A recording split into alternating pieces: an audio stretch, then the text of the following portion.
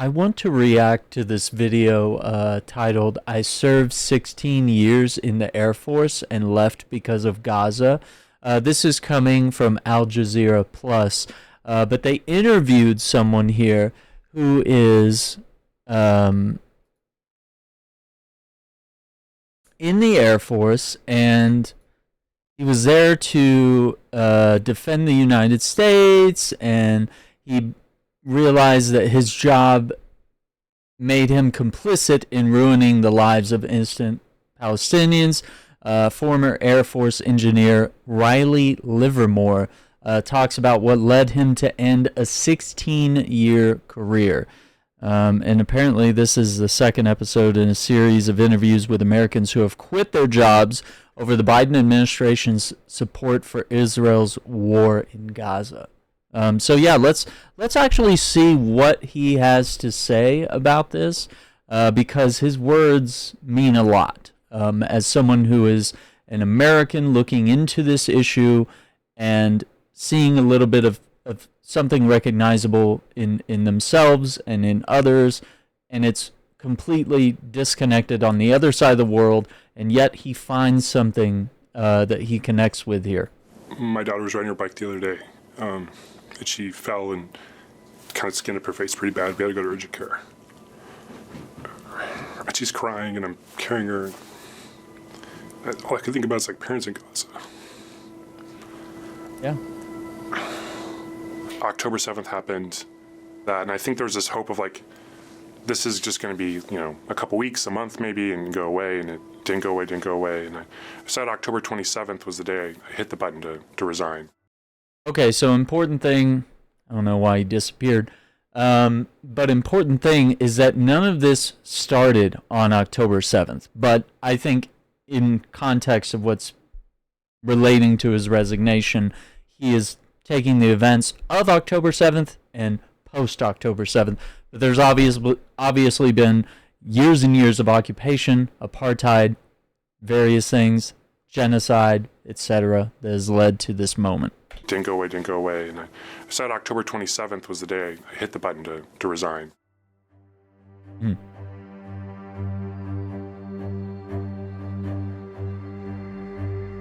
It's an interesting series. Let's see. Since October 2023, several U.S. government and military personnel have publicly resigned over the Biden administration's support, funding, and arming of the Israeli genocide of Palestinians. And the important thing to note here is that is the civilian death count. It is the women and children that have been killed since this, since October of 2023. It's completely unconscionable at this point, and I find it difficult to choose a candidate for this election when you have Kamala Harris, which promises to essentially deliver more Biden's agenda, which is just keep arming Israel, allow them to keep bombing civilians, only symbolically, set up a pier to provide food and stuff like that, doing all that only to just say that we did something, but not really counting when food trucks are destroyed or people are shot at or the people that you're feeding are later killed. None of what you're doing to help actually matters at that point. And then, of course, we see Trump on his side of the issue where he's very much the same way. I mean, he was the one who was in charge of moving the embassy to Jerusalem, which was very controversial. And we know that he does not really consider Palestinians as human beings. He uses the word Palestinian as a slur during one of the debates.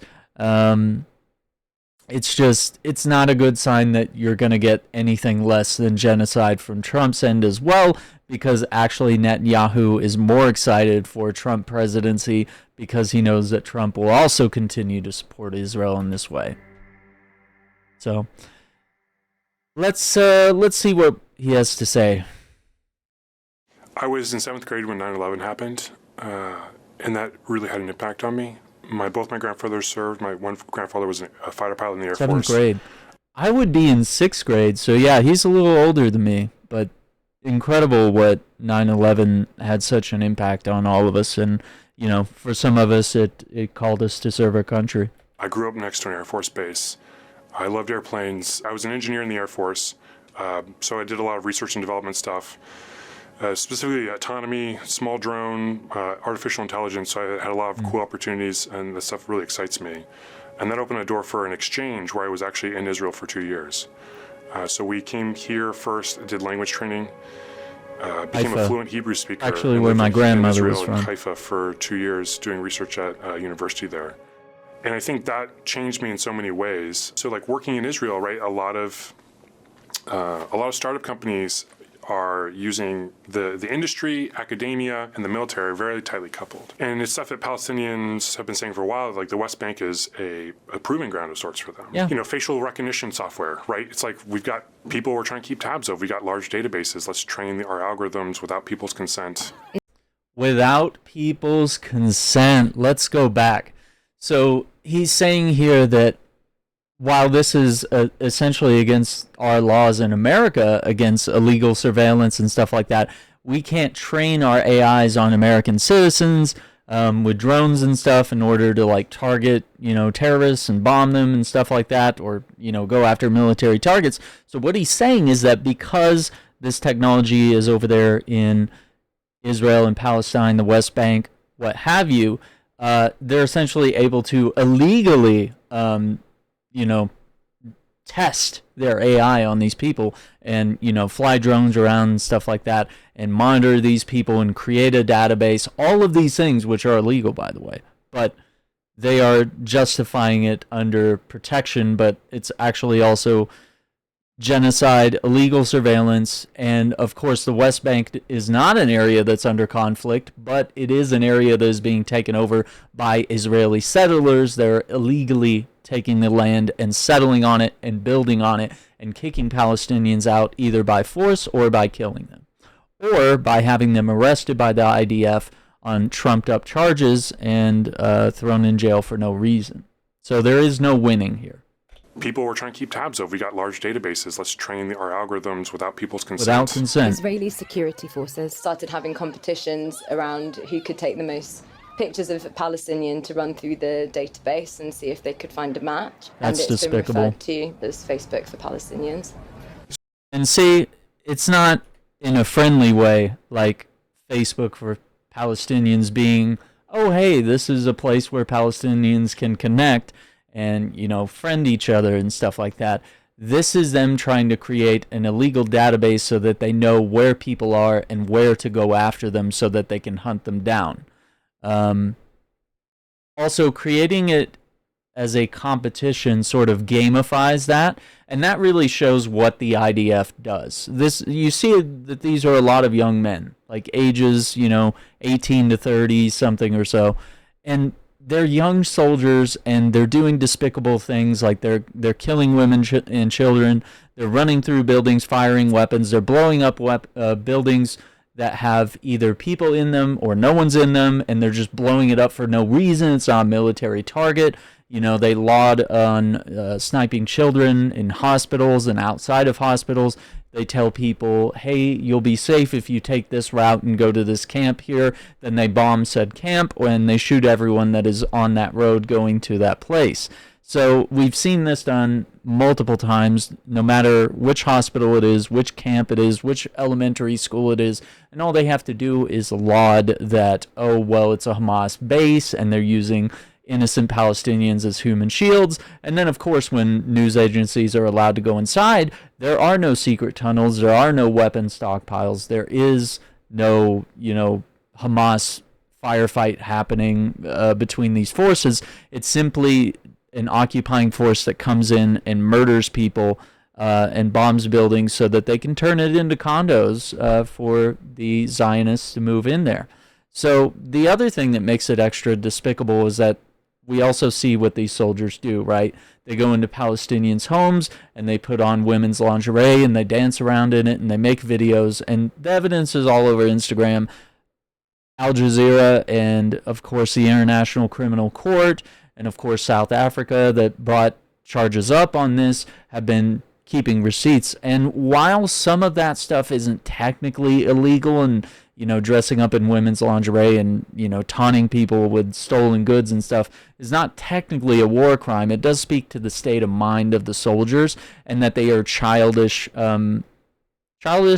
pedophilic, and perhaps have some deep sort of insecurity that they need to dress up like women. Not to shame any of that if that's your jam, but in this case, I think it is being done in a despicable manner. It's obviously not a kink or some sort of fantasy. See if they could find a match, and it's been referred to. So yeah, gamifying it and essentially making it a slur in the United here. States, that we have a lot of constraints for safety and things that if you wanted, from a purely kind of pragmatic, like better test data, they could just go test it in Israel. And that's horrible. Making something more efficient, Israel is being lethal or used whatever, for have weapons direct testing, consequences AI on, testing, illegal surveillance.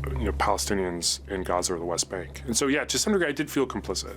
And I think Gaza's just, again, disproportionately what they're doing with some of their drones and their AI targeting systems. It's also very important to know that the drones and the AI targeting systems that they're using have been used to track journalists and eliminate them. So they will figure out where the journalists live by surveilling them with the drones, figure out where they go, where their apartment is, and they will not only kill the journalists, but kill their entire family, wife, child, whatever it may be, newborn daughter, whatever it is. There are multiple cases of this, by the way, so we can definitely litigate that at a later date, but it is very important that we acknowledge what is going on here and we see the wrongdoing and we connect the puzzle pieces here. Some of their drones and their and it is a war crime to kill journalists. Gospel, just like learning case. more about that and seeing the parallels to the research and the work I was doing. That was a shift change for me, where it's like, I'm not just going to leave and be quiet about it. I actually want to make some noise. The military there has been using an AI program called Lavender to identify its targets. The revelations about how the AI system makes those calls, the loss of innocent lives baked into the decision-making process. A second AI system, known as Where's Daddy, tracked Palestinian men on the kill list. It was purposely designed to help Israel target individuals when they were at home at night with their families. There it is. Again, I think October 7th was really kind of the turning point of re-examining some of the forces and the stories behind the oppression of the Palestinian people that really kind of made a lot more sense to me. I got a text from my wife the morning after. She's like, do you turn on the news, you see what happened in Israel? And so obviously jump on, start scrolling, start texting a bunch of my friends. Obviously it was horrific. That being said, some of the responses from my Israeli friends really, really scared me. Just the language that they were speaking. Yeah. The response by Israel is always disproportionate. The level of damage that Hamas did, the level of death, the response was going to be, I didn't imagine it be as bad as it was or last as long as it has, but I knew it was going to be really bad. The thing that just struck with me is October 6th was really bad in Gaza. It's been an open air prison for a long time. But I would say a lot of people have, and even we have as Palestinians, have used the term open air prison because it does feel that way. You have gates, you have walls, you have guards, you have people telling you whether you can catch rainwater, what you can grow, your tax rate, when you can eat, what you can eat. You can't leave. So it does imply all the things of prison. But I think the reason that we've drifted away from using the term open air prison is that prison implies that there is guilt, that you are there for some sort of reason, that this is sort of punishment. And that's why we've drifted to using words like apartheid and genocide and stuff like that, where this is being forced on an entire civilian population. There are kids here that didn't vote for Hamas as their leaders. There are kids who are just born into this world, and this is what they grow up in, is this, quote unquote open air prison. So while I would nitpick the term, I understand the reasoning behind it. I understand the use of the term.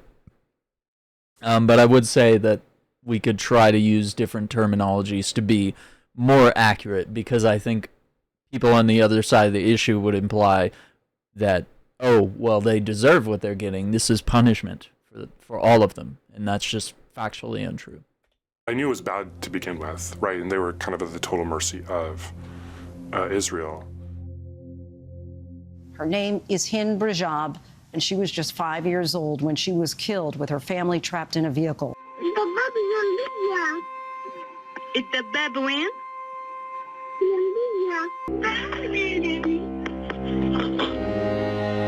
It would be 12 days before Hind and the two paramedics' fates were confirmed, when Israeli forces left the area and civil defense workers were finally able to make their way to the site. Like Hind Rajab is like a really, my daughter's 5, so it's like, that's my daughter, you know? My son he's nonverbal, has some other disabilities.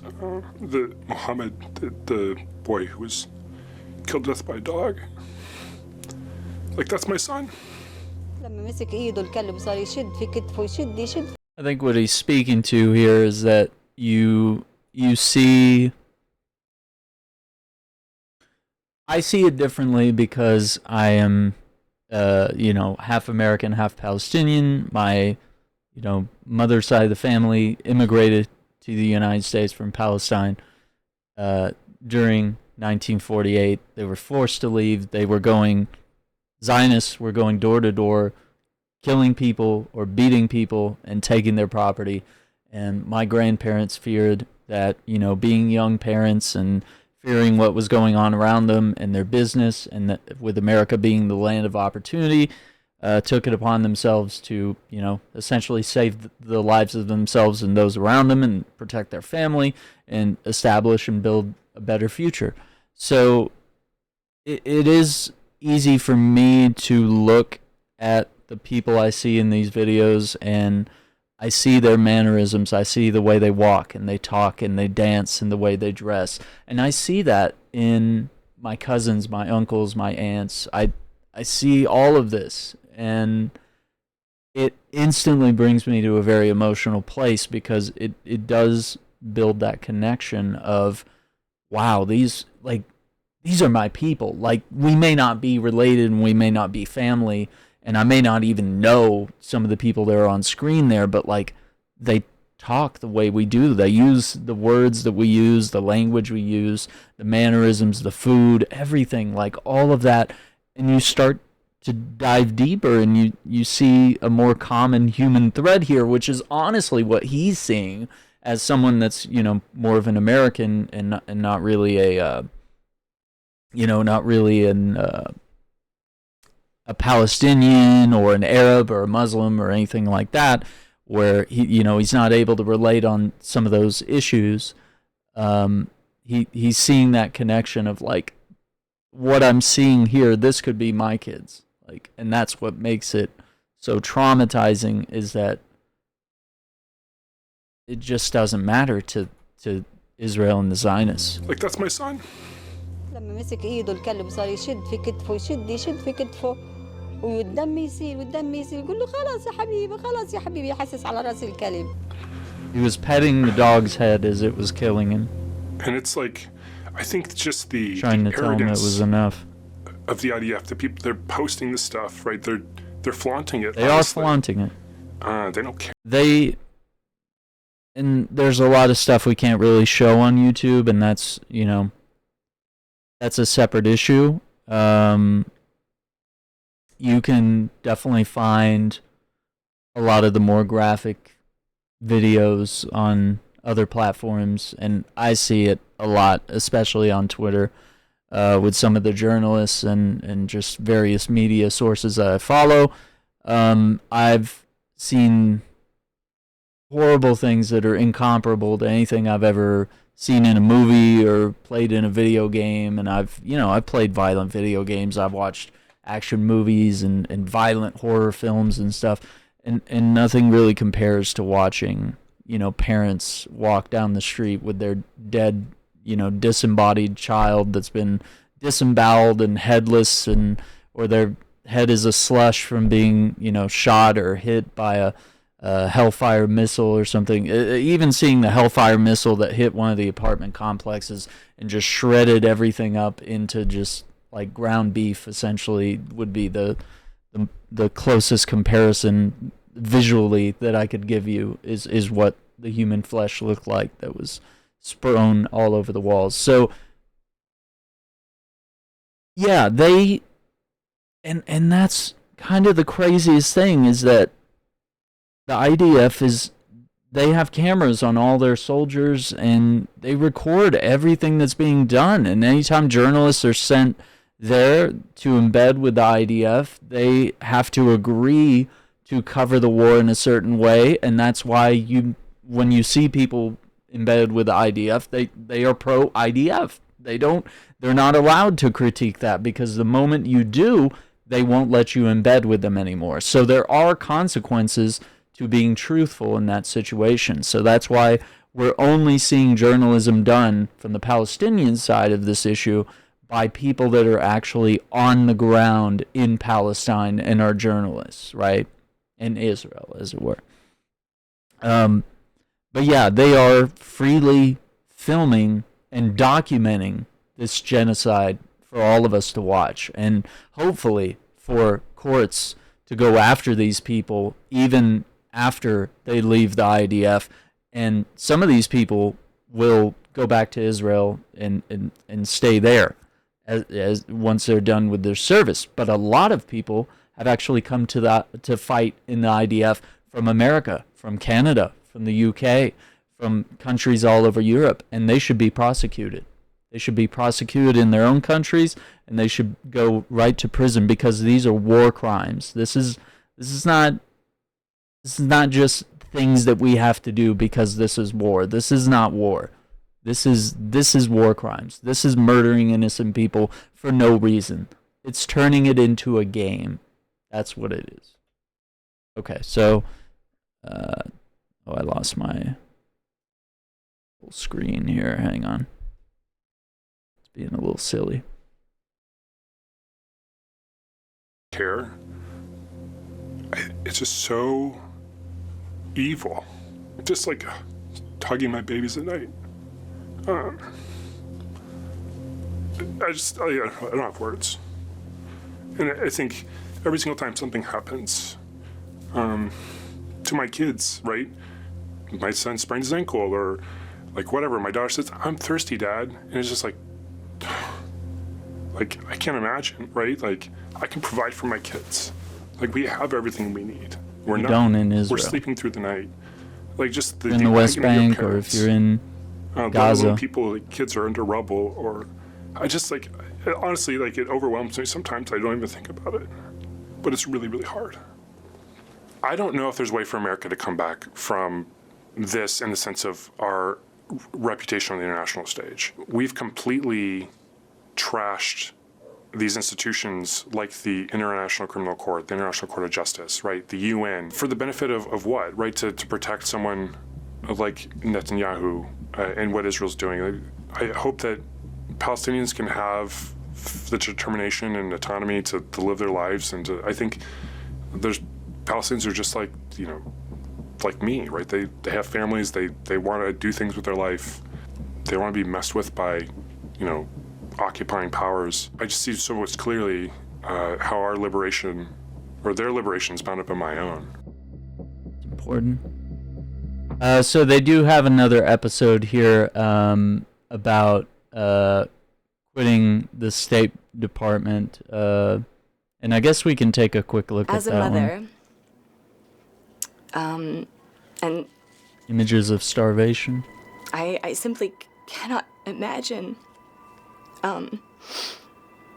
being a mother in Gaza right now, or being a parent. And, thinking about my daughter was a big part of why I resigned, because I knew at some point in the future she would hear about this. And when she asked me, if she said, "Mom, you were working for the State Department, what were you doing?" I think it's also important to look at this in perspective of being a voter, of being an American citizen even, and your kids asking you someday, or your nephews or nieces or whoever it may be, future generations are going to ask, like, hey, when Biden was greenlighting all this and just sent, billions of dollars worth of weapons, and, they autographed them, they autographed the missiles that Israel was going to drop on innocent Palestinians, and spread the war into Lebanon and even into Iran, and go after the Houthis as well in Yemen, and create a wider conflict of which we don't even know how much bigger this could get. It could be World War III. Your kids are going to ask you, well, why didn't you vote for the candidate that was against genocide? And you're just going to say, well, I voted Kamala because I didn't want to vote for Trump, or, well, I voted for Trump because I didn't want to vote for Kamala, or I voted for one of these parties because I didn't think a third party candidate, whether that's Jill Stein or somebody else, didn't think a third party candidate would win, or if by voting for someone like Stein is just voting for my conscience, it's a single issue voter type of thing, it doesn't really matter, whatever it may be. I cared more about the economy, I cared more about, American rights, like the right for abortion, or, I was concerned about healthcare, or any myriad of issues that you could have voted for someone for. But I think this is our moment. This is our World War II moment of, like, while the Jews were being genocided, like, what were you doing? Like, why didn't you go up and fight in the war, or work in the factories building the weapons, or what were you doing, Grandpa? So it's like, someday those questions are going to be asked, and history is going to look back on this moment. And if we all just say, well, I was on Twitter and Facebook, and I shared a couple posts about Palestine, and that's all I did, or maybe I fundraised some money, for some, to feed the starving children, or, maybe I went over there and worked with the American Red Cross, or, whatever it may be. But, even doing that could cost you your life. You go over there and the IDF will shoot you, whether you're wearing a light blue United Nations helmet or you're dressed in American Red Cross. They've already killed multiple people working for these organizations in kitchens. And America has done nothing to Israel in terms of any sort of punishment, no criminal cases, no even recognition, just throwing away these American lives like they're dogs, and they're meaningless, and like, because they went over there to help, that, their lives are in their own hands, and they're no longer American citizens, and they no longer matter or deserve recognition of our president, or of anyone, is heinous. So I think that's where we start to wonder, like, okay, Israel has a blank check, and clearly if Russia had killed one of our people that was over there visiting or helping with something in the Ukraine, we would go nuts. We would probably go to war. We would try to rescue that person before they were killed, or if they were kidnapped, or whatever it may be. It's interesting how when the shoe's on the other foot, all of a sudden, America won't stand for that. But when it's Israel, it's just interesting that there's no sort of no standards anymore. I wanted to be able to tell her. So I understand the guilt in both her and the man that we listened to before. You may come out and say, well, okay, well, maybe you weren't cut out for a job in the military or the State Department or what have you. If you can't handle seeing things like this, maybe you're just not cut out for the service. And it's like, no, this is beyond just your general warfare. I mean, this is literal slaughter and genocide, and being 100% complicit in it. And if it doesn't sit right with you, this is a good thing, not a bad thing. I'm sorry. But yeah, this is the first episode here.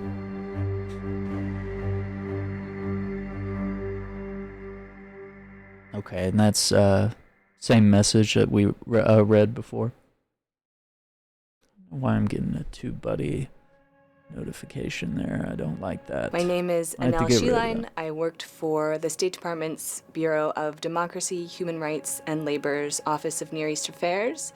I started March 27th of 2023, and I resigned on March 26th, 2024, due to the Biden administration's unconditional support for Israel's military operations and Unconditional. blockade of Gaza. That's the key thing, is that it's unconditional. And there you go, just bombing every building. And this is where I see, like, that could be my cousins, like, be anything. I mean, look at the babies. I mean, There are many they're ways starving. that the U.S. So there's famine, record on there's human murder. rights was significantly tarnished before Look at this. This is October what they're 7th, living in. but You couldn't after imagine October living 7th, like this. The U.S. had zero credibility. Look at the bread. I mean, even the flatbread here that we would eat, you know, it's going bad because you can't preserve everything, and everything's destroyed. You have no clothes, no blankets, and as it starts getting colder now in this season, and it starts raining more in Gaza, we're going to see a myriad more of problems. You know, it's been relatively like warm since this whole thing started, but or actually since October 7th, we'll say that. But yeah, it's going to start getting into this time of year where nature is going to really hurt these people even more. Many people are attracted to government work because they want to have an impact. And so when I said I was going to resign, colleagues said, well, you think you're going to have a bigger impact outside of government than you do inside? Which... Yeah, that's a fair point. I mean, them trying to say, like, well, the only way you can fix it is from the inside. And it's like, can you? You know, is a fair point. And I do think that as someone who has spent most of my career outside of government, I did want to try to do what I could on the inside. I think what became clear over the course of my time inside government, especially the essentially 6 months from October 7th to when I resigned, it just became clear that there was nothing someone on the inside could really do. I have a PhD in political science. I studied the Middle East. And just when I was starting the PhD, I applied for a Boren Fellowship, which took me to Egypt for about a year studying Arabic. And that meant that I owed the government a year. I was already fairly skeptical of the U.S. government, so I didn't have a lot of illusions about what it would be like to work for the U.S. government, but I did think it would be worthwhile to see kind of, you know, I critique U.S. government policy, so it would be useful to go in and see how do these decisions actually get made. So when October 7th happened, it was obviously a shock. However, it became clear very early on what Israel's intentions were. And this was something the State Department was tracking. Very true. And this is part of why we saw Josh Paul resign so early, for example, because he was involved in authorizing the weapons. And a lot of the staff, a lot of Biden's own staff demanded a Paul ceasefire. resigned so And early. we never heard, no comment. This was during Christmas. You can even see the wreaths on the White House. No response at all from Biden. No, I'll do better. Or, well, I hear your voices. You matter to me. No, just they're replaceable. The wheels of government churn on. For example, because he was involved in authorizing the weapons and he was seeing the way this was going. When it came to providing lethal equipment, lethal arms November to Israel, 15. I could not support the provision of those arms into a situation where it was clear, and as we have now seen, that they were going to be used to kill so many civilians. Inside the State Department, to me, and to many of my colleagues, it became clear very early on what the U.S. was going to do as far as this kind of unconditional support, and what Israel was going to do as far as really just essentially trying to destroy Gaza. That became clear extremely early on. Can you tell Americans who turn on their televisions or open up their social media or read a newspaper and they see these horrific images out of Gaza, the destruction, now the weather and the rain, the number of bodies, the mothers screaming for their children, just the horrible death toll and devastation that Gazans are currently living in, and they wonder to themselves, is the United States supporting this sort of pain and suffering? I felt... Absolutely. That was November 15, I believe. Sort of pain and suffering. December 15, sorry. I felt complicit to the extent that by not speaking out about it, that I was participating. You're condoning even it, though, sure. Israel-Palestine was not one of the countries in my portfolio, but I was covering countries where I was observing directly the impact this conflict was having, and like I said, the impossibility of trying to advocate for human rights. I wasn't initially planning to go public. I planned to just resign, and I'd let my supervisors know I was resigning over Gaza, and so I didn't think anybody would care that, this very junior person who'd been there a year decided to speak out against it. But it was in conversations with colleagues who themselves were horrified by what was happening, but who were not in a position to resign, or who did feel that by staying on the inside, they were able to have an impact. And more power to them if they were able to have an impact, but I completely understand where these two people are coming from when they said resigning might have more of an impact. They said, please go public with your resignation. I'd done what I could on the inside. I just couldn't walk through the door anymore, and I owed the government a year, and I didn't stay a day longer. State Department staffer Annelle Sheline resigned in protest this week and decided to go public after March colleagues 30th. convinced her to speak out on their behalf. In an interview with the Washington Post, Sheline said that she wasn't able to do her job anymore and that, quote, trying to advocate for human rights just became impossible. The way Israel and as well as the United States have been involved in conducting this war, it could have been done in a very different manner. The levels of the casualties that we're seeing, the use of starvation as a weapon of war, the fact that the United States isn't using its leverage to insist that aid get in and that a ceasefire be put in place. I thought to a certain extent Blinken was responsible. I thought maybe Jake Sullivan. But I think, and part of that was due to the fact that I sort of thought that Biden had so many things on his plate, that he'd maybe just outsourced his Middle East policy to his sort of direct team. Because he had done a good job of portraying himself as a fairly empathetic person. And I see that when he reacts here, as they're showing with Ukraine, but when he talks about his son Beau, when he talks about being a Catholic and a man of deep faith, I see all these things. I connect with him on those levels, and I understand what it's like to have a family member who suffers and dies from cancer, and what a demon that is, and how terrible it is, and how it hurts you in the faith, and losing his family multiple times over, dealing with the deaths of multiple family members. But then to see him be so callous and hateful and unsupportive of Palestinians, and just to allow the genocide because, he's just so madly in love with Netanyahu for some reason, and just really enjoys supporting the state of Israel, even as they commit war crimes and genocide, and even as the ICJ and the UN pass multiple resolutions and even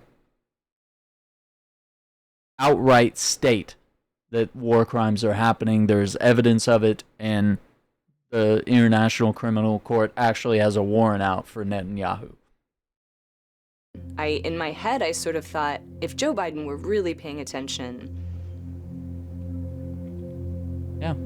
this wouldn't be happening. You would hope so. I thought he was better than this. But I think, unfortunately, what we've seen, I think it's fairly clear that the Gaza policy was coming from him. And look at that. That's the best they can do, is just throw a bunch of bodies in a trough and get a bulldozer and bury them all at once with dirt. People deserve better than this. They deserve to be. I mean, there's no way you can have a rightful burial when people are just being shot and murdered. And of course, as you can see here, the press, they have helmets, they have blue vests. It says press all over them. And you can see multiple members of the press here. And they are fired upon by the IDF. Even being clearly marked, it's more of a bullseye than anything. For all that I am extremely critical of U.S. foreign policy, I very much believe in what America is supposed to stand for, and I want to live in a country that lives up to that. I think that the way the United States uses human rights, which is what I observed inside the State Department, the U.S. uses it selectively. We criticize our adversaries. We criticize Syria, we criticize Iran, we criticize China. We don't criticize Israel. Yep. We don't criticize Saudi Arabia. These violations are documented, but it doesn't lead to any sort of change in policy. U.S. military power remains the primary objective. You know, maintaining the U.S. as the military hegemon on the global stage is the primary thing driving U.S. foreign policy. We are undermining the idea of human rights writ large and delegitimizing it as a concept, which is extremely alarming. I'm shocked by the lack of action of the international community. I'm shocked by the hands raised. Okay, this is Francesca Albanese. She is a UN special reporter on occupied Palestinian territories. She is definitely someone that if you want to learn more about this, you should definitely follow her. Look for videos where she's speaking, because the wealth of knowledge and the understanding of the issue and being one of the people brave enough to speak out about it. Raised by the US ambassador in the Security Council voting against a ceasefire, vetoing a ceasefire. Yep. I'm shocked by the and look lack who it is. of against everyone else will vote for a ceasefire, but you'll see two countries, US and Israel, predominantly will be the ones that will raise their hands. Vetoing a ceasefire.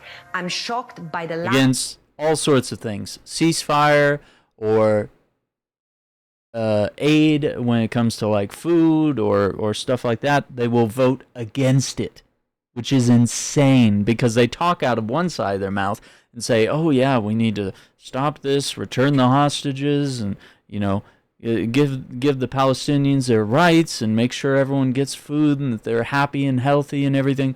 But then they don't. They vote the opposite direction. So they talk out of one side of their mouth, and then the other side is saying something else to the other team. Of action. That's politics. Of principled states who need to take, a principled, concrete stand against this aberration. I don't know that there's anything the U.S. government could do at this point, maybe short of actually working to establish a state of Palestine, that would address that complete destruction of American credibility on these issues. I think unless we saw a complete 180 in policy, where we suddenly saw this administration withholding weapons, flooding Palestine with aid, and working to establish a Palestinian state, I think that short of that, there's very little that the U.S. could do. Any senior person who says, I just wasn't aware, is lying. I do think that, at least in terms of U.S. support for Israel, I do think that a generational change is coming. But in terms of kind of the broader trajectory of U.S. foreign policy, I'm worried for the future of this country and what effects that is likely to have on the rest of the world. It's concerning.